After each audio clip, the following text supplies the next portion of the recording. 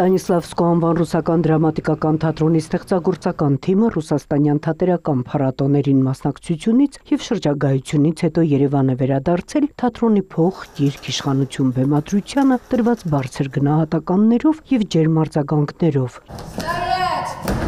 7 ներկայացում 12 օրում և փառատոնային հագեցած պատմություն։ Գոնչարովի սովորական պատմություն վեպի հիման վրա բեմադրված փող, գիրք, իշխանություն ներկայացմամբ թատրոնը մասնակցել է Չեխովի անվան մոսկովյան 17-րդ միջազգային փառատոնին, ապա այն նաև ցուցադրվել է Պլատոնովյան փառատոնի ծրագրում և վերջում արդեն Եկատերինբուրգի պատանի հանդիսատեսի թատրոնում։ Բեմադրության հեղինակը փաստում է, արդեն 150 տարի այս գործի գլխավոր ուղերձը ուղեկցում է մեզ։ Ներկայացման մեջ Դոստոևսկուց ես մեջբերում էի արել, եթե Աստված չկա, ամենաթողություն է։ Գլխավոր ուղերձը մեսիջը հետևյալն էր, որ պարոնայք, մենք բոլորս Աստծո աչքի ներքո ենք, այսինքն երբ որ քայլեր եք կատարում, ապա շատ երկար մտածեք։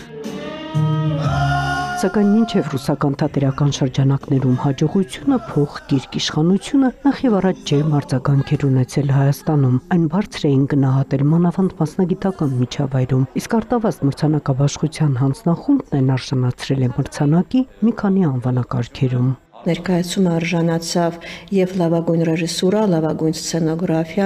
լավագույն երկրորդ պլանի դերակատար մեր շատ սիրելի Թեմինե Խաչատրյանը, նաև Լիլիա Մուկուչյանը ստացավ նաև ոչ միայն այս ներկայացման համար տարվա լավագույն դերասանուհի, և մեր ուսանողը, մեր Սամվել Սարգսյանը ստացավ տարվա դեբյուտ, այդպես որ այդ ներկայացումը նաև Հայաստանում արժանացել է շատ բարձր գնահատականի։ Բացի հանդիսատեսի ջերմ ընդունելությունից ու թատերական քննադատների բարձր գնահատականներից, ներկայացումների ավարտից հետո տեղի են ունեցել հանդիպումներ հանդիսատեսի հետ, աշխույժ քննարկումներ, որոնք չափազանց կարևոր են համարում արտիստական կազմի անդամները։ 21-րդ դարում թատերական հասարակությանը, ընդհանրապես ողջ թատերական աշխարհին զարմացնել որևէ ստեղծագործությունով կամ դրա ադապտացիայով համարյա թեթևում է թե անհնարին։ Եվ ես շատ բարձր եմ գնահատում այն արձագանքները, որ մենք ստացանք, բացի այն, որ իսկապես շատ հրաշալի եւ շատ ջերմ ընդունելության արժանացավ մեր ներկայացումը։ Մենք լսեցինք նաեւ հետաքրքիր կարծիքներ քննադատներից, թատերագետներից, բավականին լուրջ եւ հետաքրքիր արձագանքներ էին, որոնք օգնում են բնականաբար դերասանին հետագա իր մասնագիտական առումով աճելու համար։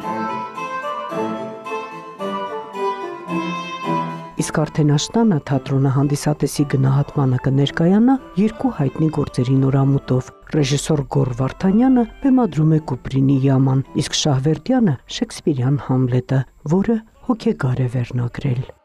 Նոնե Ալեքսանյան, լուրեր։